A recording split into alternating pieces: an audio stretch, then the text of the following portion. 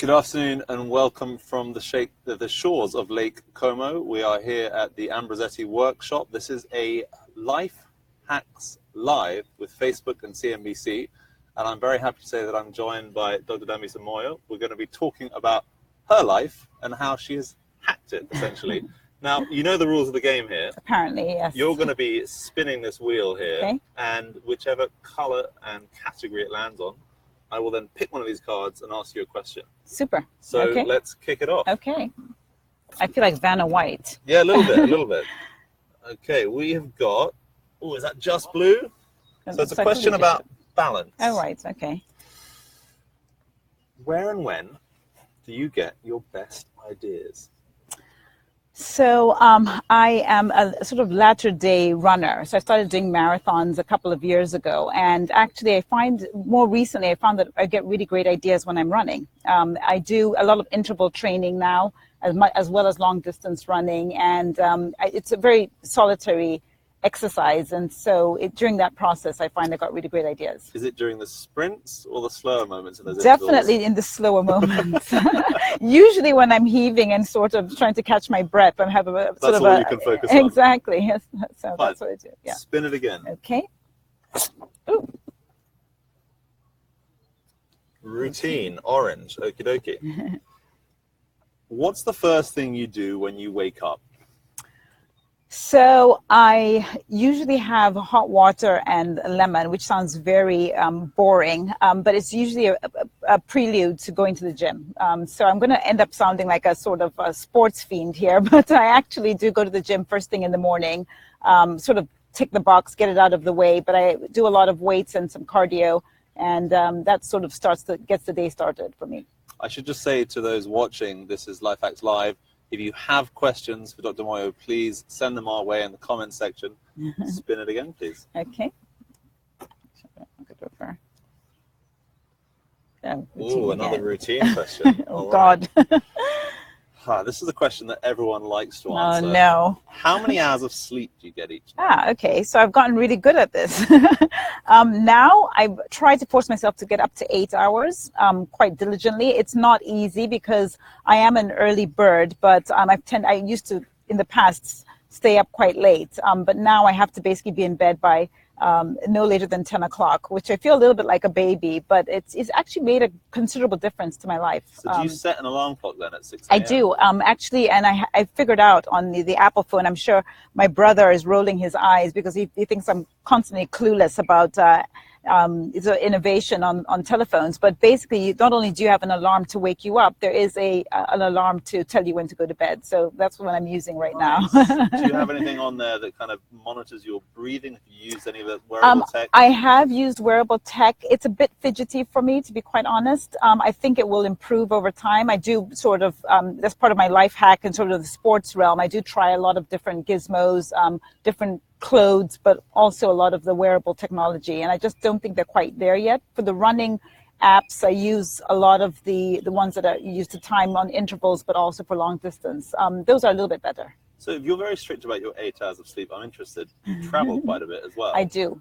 How does that work with jet lag? So the rule of thumb, someone told me quite a while ago, was when you get on the plane, don't watch the movies, don't eat anything, go straight to sleep. And that has worked for me, particularly for long distance travel. But what about when you're then suddenly out of whack when it comes to your body clock? So usually I'm only in another place for a few days. So I'm never there long enough for it to really start to affect me. And so it's tended to work quite well, actually, as a rule of thumb. You're going to New York tonight, maybe tomorrow. Yes, yeah. At that point, you're suddenly on East Coast time.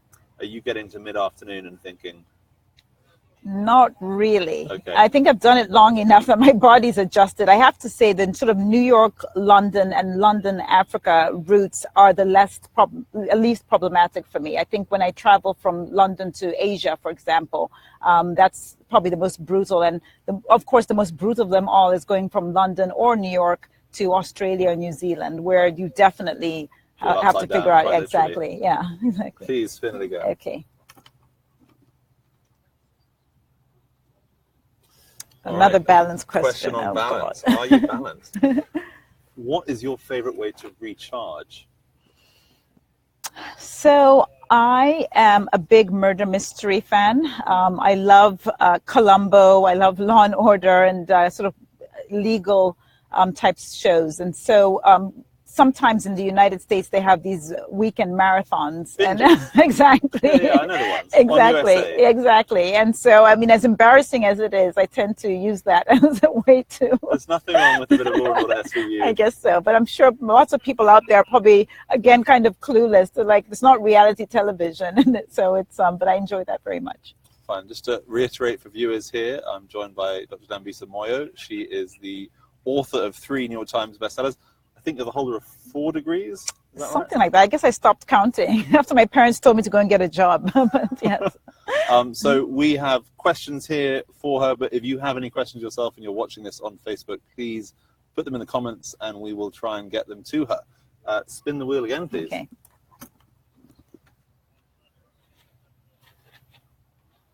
Okie dokie. Obstacles. For obstacles. Oh, gosh. All right. Leaving your home to pursue your dreams can be tough. Why did you do it? And can you offer any advice to young people doing the same? Why did I do it? I suppose I was raised in a home where my parents sort of insisted on pursuing your dreams. And I feel very fortunate that I very much feel like that's exactly what I'm doing. I enjoy every aspect of my career and my life, and I enjoy learning. And I think that if you don't force yourself out of your comfort zone, then you're probably not learning. And so I've always had a curious mind, and that's been a big piece of my career and my experience. My advice to people, and I'm sure they've heard this numerous times, is to really try and do the things that you really enjoy doing. And it sounds a bit trite, but I do find that very often it's very easy for a whole host of reasons to find yourself in a job or in a career or in a life that you don't particularly enjoy. And I think that the real task in life is to really focus on learning, especially in your 20s, what you really enjoy. And that actually means experiencing a whole host of things, because you almost have to whittle out the things that you don't enjoy and then land on the things that you do. So I would spend a considerable amount of my time trying to figure out the answer to that question. What do you really enjoy? And, how would you, if you could spend your time doing anything in the world, what would it be? Because I think that is really important for not only your productivity and your output, but also for sanity of your mind. You mentioned there pushing yourself outside of a comfort zone. Yeah. Did you realize when you were starting out that you were pushing yourself outside a comfort zone? Were you aware of that? Did you see that as a beneficial option at the time? Well, I think in many ways, the answer is yes. Whether or not I was conscious of it at the time is probably not. But, I grew up in Zambia. I'm from a relatively small country, landlocked, and yet I've spent a considerable part of my life living in countries in the West and traveled to over 80 countries around the world, where I look different, I sound different. My career is quite different from other people, and so it has been one of exploration, I would say, and very enjoyable, but nonetheless quite different. Please spin the wheel again. Okay, let's get something different this time. Oh God, not More again! Routine. All right. Of course, this is the one I was dreading. I was like, no more routine questions. So you've only just got here. It's now lunchtime on Lake Como, but what's your breakfast of choice? We know you have a bit of lemon in the morning. It really depends. If I'm running long distance, it has to be oats, because you need the carbs. If I'm going to be in town, it's more on protein. So if I'm doing a relatively light workout and I'm going to be, doing meetings, presentations, attending board meetings, it'll definitely be more on the protein side. Scrambled eggs? What are we Scrambled eggs, avocado, I really love. So something like that. Fine. Please. Thank you. Leadership. Okay. All right. What is the biggest challenge leaders face today? So I would say it's the quantum and the spread of uncertainty. I think if you speak to most CEOs and leaders, I deal with a lot of CEOs as I sit on a number of corporate boards. I think they're used to dealing with a handful of uncertainty. So maybe a little bit of uncertainty in terms of the geopolitical environment, maybe a bit of uncertainty in the economic environment. But right now we're dealing with so much uncertainty from so many different quarters or angles that I think it's making it considerably difficult for CEOs to focus on capital allocation, which I would argue is the most important thing that they need to focus on for long-term strategic decision making. So in other words, you find that a lot of CEOs are forced to deal with a lot of the headwinds that are immediate, things like a regulatory response or issues around human resources and legal and compliance operations, and they're all critically important for the running of the business. But what ends up happening is that there's a skew away from the structural long-term decisions around capital allocation and long-term planning and strategic thinking and vision towards this more short-term focus on these issues. And so one of my favorite books is a book called Outsiders by William Thorndike, and his key argument is that the CEOs who've outperformed both benchmarks and peers over long periods of time have been CEOs that have been able to basically whittle down their job title to focus only on capital allocation. So where do they spend that marginal dollar? And in other words, moved all the other things I mentioned, legal compliance, regulation, to someone who's also critically important to the business, but it's not on their plate. So there are numerous examples. One of the examples in the book is Warren Buffett with Charlie Munger. Warren Buffett is the sort of person who focuses very much on capital allocation. What do I do with this marginal dollar? And Charlie Munger has been the person who's dealt with the other part. But they're essentially one can't survive without exactly right. You said it. That was exactly what I was going to say. It's absolutely symbiotic, and I think it's a very interesting aspect of the most successful businesses. Just for those of you that are tuning in now, this is a Life Hacks Live on Facebook. I'm Phil Marks from CNBC. I'm joined by Dr. Dambisa Moyo.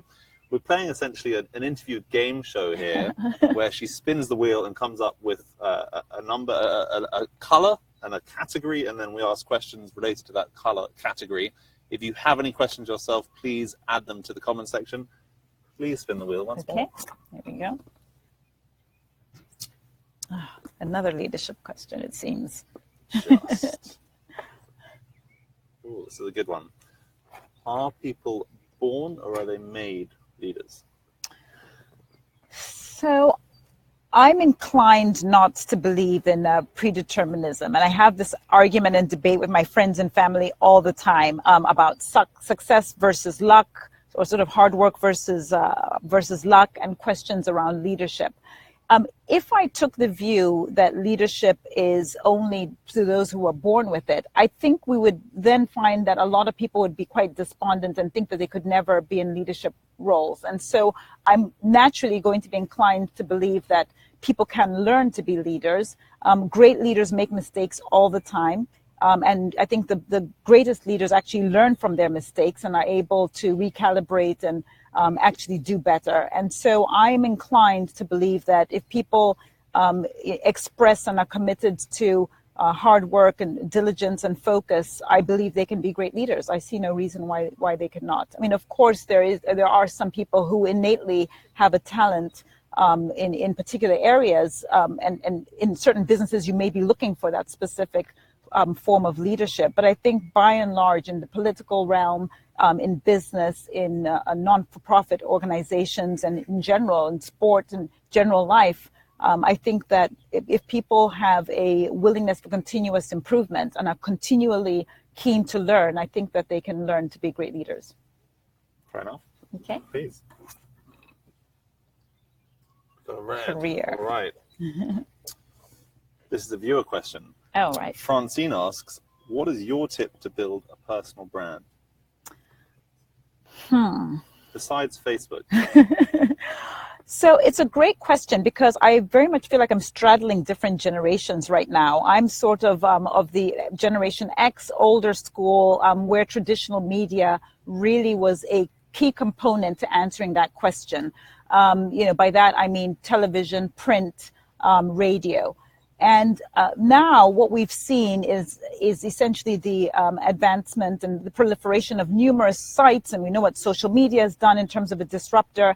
And I think the question for people, whether they're older or younger, is how are they able to communicate with different types of audiences across the different distribution channels. So if I put a finer point on it without offending Facebook Live, because they obviously are our hosts, part of our hosts today, I think there was generally one kind of message that you could put in traditional media. So if you had a particular message, it would be very clearly, quite clearly defined, and be the same message whether it was on television, in print, or on radio. But now your message varies considerably if you're speaking to people via Instagram versus LinkedIn, for example. You have to tailor it. You have to tailor it, and it has to be incredibly bespoke. And so the question is, how are you able to maintain credibility and focus on the key deliverable, which is your message, without losing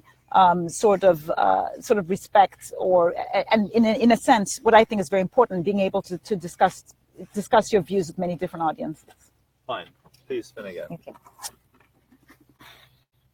Another balance. Another blue. All right. Do you have tips for young people on how to manage a work-life balance?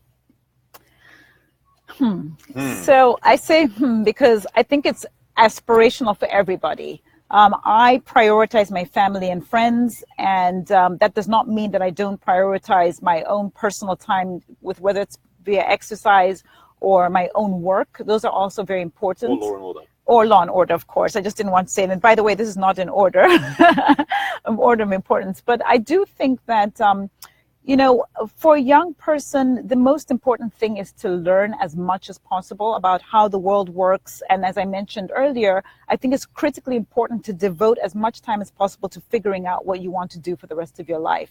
We are all living longer. Well, we certainly are living longer. I think the global life expectancy average now is about 71 years, which, I mean, is really quite a remarkable thing. If you think about the issues, whether it's healthcare or poverty, that continue to dominate around the world, we've done considerably well to move to such a high life expectancy number. And therefore, you want to devote your time to and invest your energies in areas that you're going to really enjoy over the long term.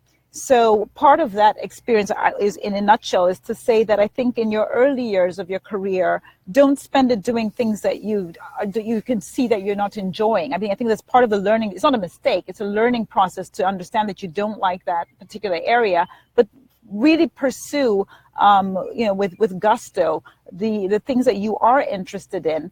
And when you get to my age, or when you get older, you'll definitely be able to manage your life better, because not only will you have built up some understanding of how the world works in whatever area it is, art, politics, economics, etc., but you also will then be able to have more flexibility, I believe, around prioritizing your friends and family, your personal life as an individual, and your own continuous improvement.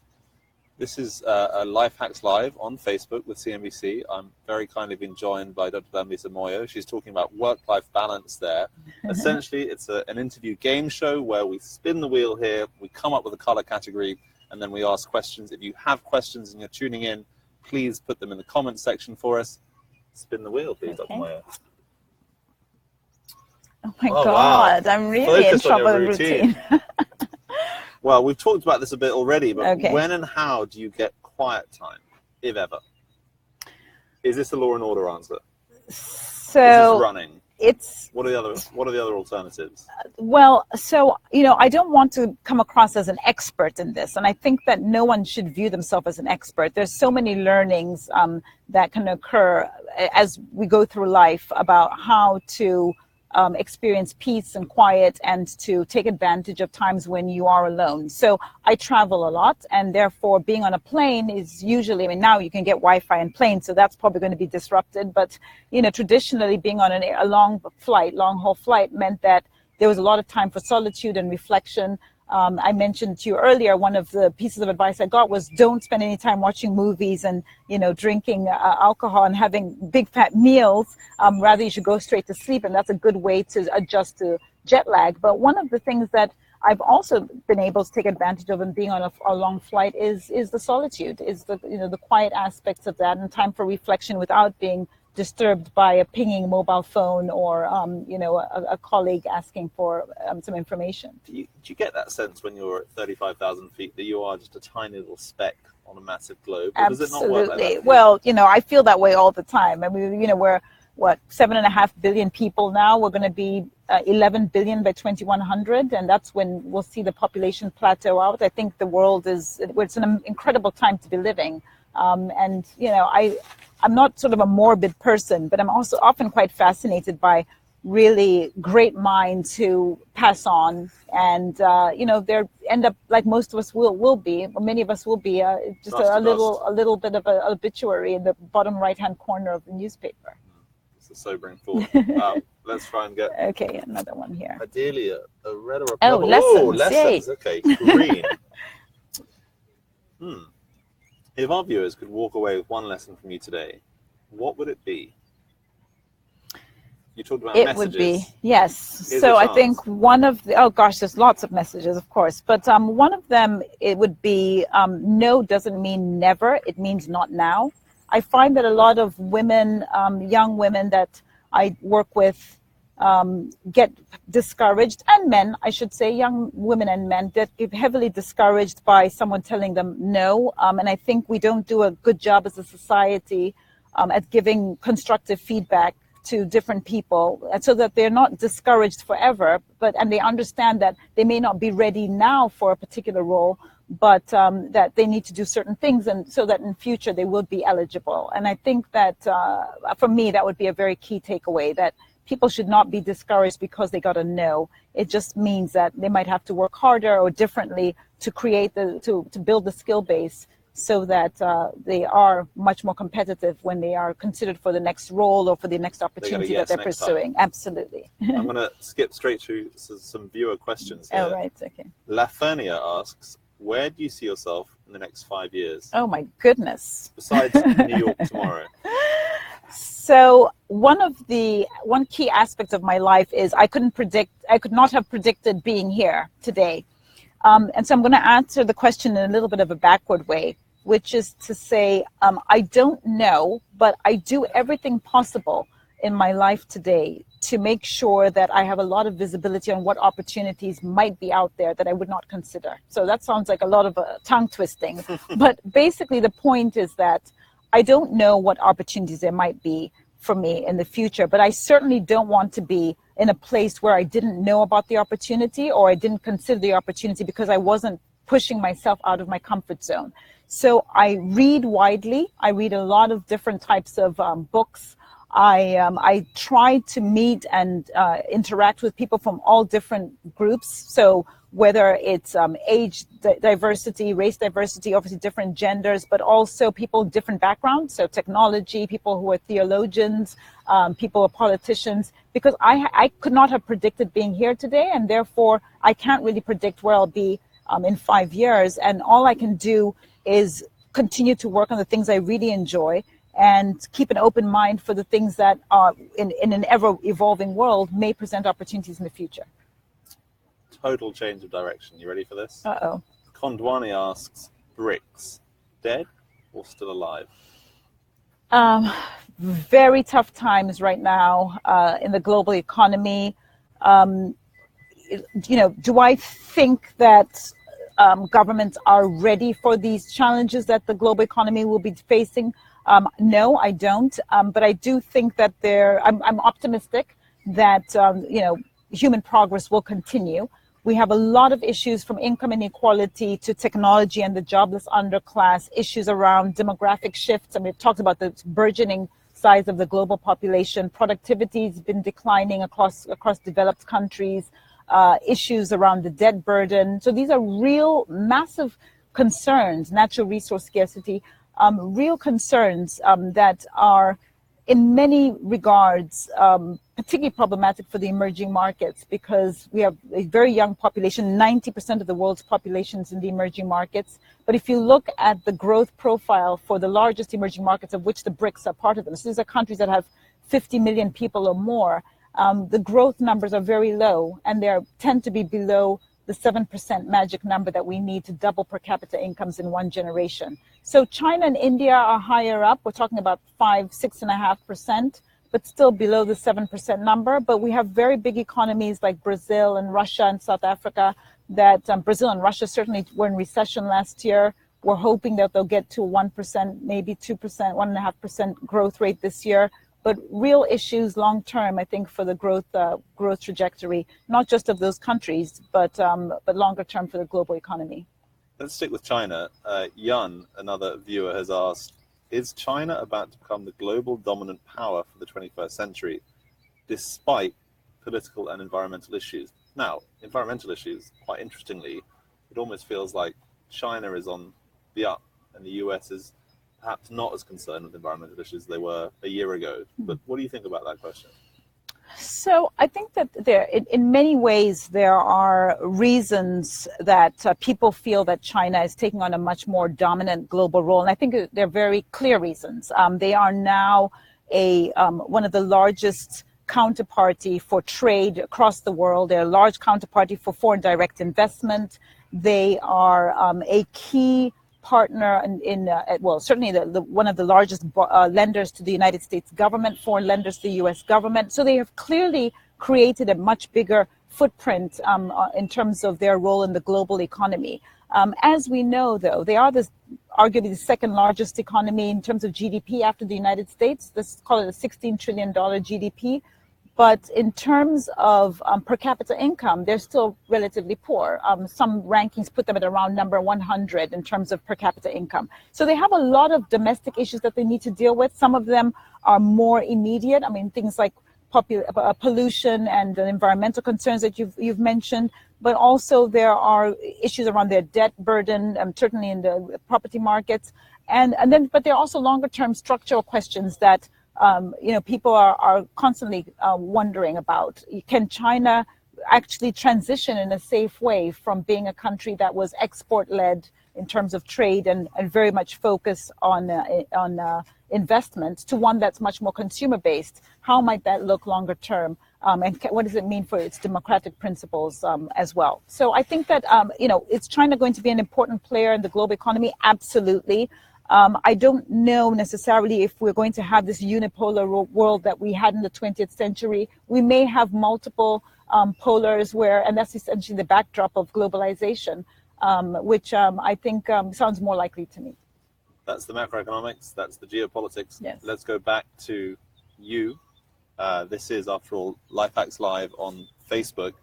We've got some other questions from viewers. Fogofolo asks, what drives you each morning? Is it money or your contribution to a better world?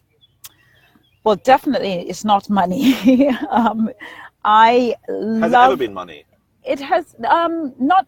Well, the answer is no, but I'm trying to. Obviously, it doesn't. I want to sound in a way pejorative because we have human needs. It's Maslow's hierarchy of needs. I do need to eat. I need to figure out how to clothe myself.